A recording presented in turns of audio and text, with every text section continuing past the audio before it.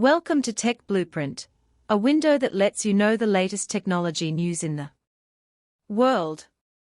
As the US presidential election was approaching, the United States sent a letter in an attempt to put pressure on Huawei again. However, in less than a day, China issued a precise counterattack, targeting the vital gate of the United States. This time, not only did the United States fail to get what it wanted, but it may also face the painful lesson of receiving the consequences of its own actions. As the general election enters the tense final stage, American politics is fully focused on domestic issues. However, internationally, actions against China have not been relaxed, especially in the high-tech field, where huge risks lurk. According to US media reports, high-level members of the US Congress's China Ad Hoc Committee and members of both parties jointly sent a letter to U.S. Commerce Secretary Raimondo, asking her to take more stringent measures to completely ban Huawei's supplies. Chain companies purchase American chip manufacturing equipment. To put it simply, it is to lock up the lifeblood of China's chips and hit Huawei hard again.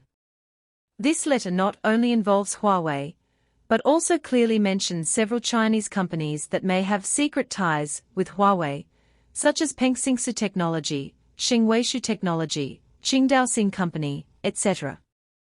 These companies are suspected to be Huawei's secret network members in the high-end chip field. The United States' move directly targets China's chip supply chain and is intended to further suppress the development space of Chinese technology companies through technological blockade. These actions occurred at a critical moment in the US presidential election and sent an extremely strong signal. This action by Congress is not just to suppress Chinese technology companies, but more like paving the way for the formulation of China policy after the election. No matter who the next president is, the chip and high-end technology industries are likely to evolve into the main battlefield for confrontation between China and the United States. The United States has never stopped suppressing Chinese high-tech companies, especially chip manufacturers such as Huawei and SMIC. From the initial 5G technology ban to the current chip blockade, the United States has stepped up its measures. The US government hopes that through this technological blockade, it will completely strangle China's high-tech industry in the cradle. Unfortunately, no matter how much they calculated, they never expected that China's response this time was not only rapid, but also extremely precise, directly returning the United States' 7-inch strike. Less than 24 hours after the US congressman's letter was sent, China quickly counterattacked, surprising the United States. The China Cyberspace Security Association immediately issued an announcement directly targeting the US semiconductor giant Intel, emphasizing that it has multiple serious security risks, and proposing a comprehensive cybersecurity review of all its products in the Chinese market. Why attack Intel?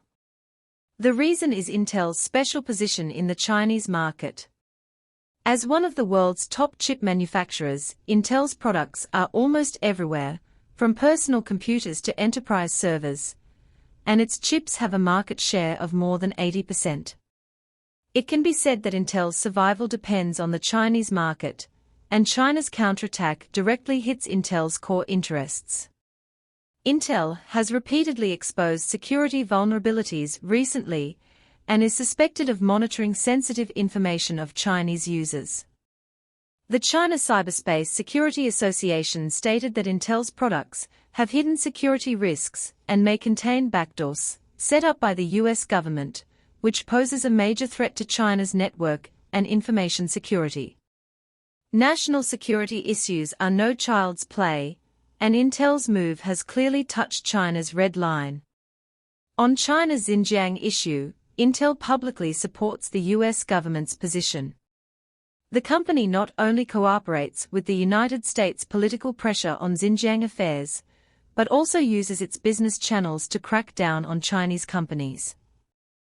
On the surface, it seems to be just a commercial operation, but in fact it secretly interferes in China's internal affairs and frequently takes action. Intel ranks Taiwan with China and the United States in its financial report, which is undoubtedly challenging China's national sovereignty and core interests. This behavior is obviously a declaration of war against China's unified position, and Intel's approach is asking for trouble. Intel proactively stopped supplying to Chinese high-tech companies such as Huawei and ZTE in response to the US government's sanctions. As the world's leading semiconductor company, Intel has acted as a pioneer in the United States' pressure on China's technology, and has repeatedly taken measures that are detrimental to China's technology development. China has long been deeply dissatisfied with this behavior of enjoying the Chinese market and undermining China's interests. The presentation of these four major crimes put Intel at the center of public opinion. What's even more fatal is that Intel is highly dependent on the Chinese market. Once it is sanctioned, its impact will not be as simple as short-term stock price fluctuations. Intel is by no means an ordinary technology company. It occupies an unshakable position in the global semiconductor field, especially the importance of the Chinese market to Intel. With the development of Huawei, SMIC, and now Intel, the technological war between China and the United States has intensified. From the perspective of the global chip market, the semiconductor industry is still firmly controlled by the United States, while China, as the world's largest chip consumer market, has become an indispensable force in the global chip industry chain. Although the United States is trying to crack down on Chinese high-tech companies through technology blockades and equipment embargoes, China, with its vast market and rapidly developing independent research and development capabilities, will never be easily stuck. Although the United States has an advantage in technology, considering the key position of the Chinese market, any severe crackdown on technology may cause American companies to face huge market losses. Intel's market share in China was once extremely competitive, and its chip products were widely used in multiple industries. The intensified technological competition between China and the United States has undoubtedly made Intel a victim in this struggle.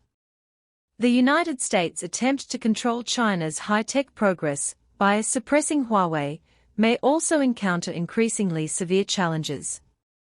It is foreseeable that as time goes by, who can gain an advantage in this technological competition will ultimately determine the future development direction of the global technological landscape. For the United States, China's counterattack may already be frustrating, but for China, this is just the beginning of a counterattack.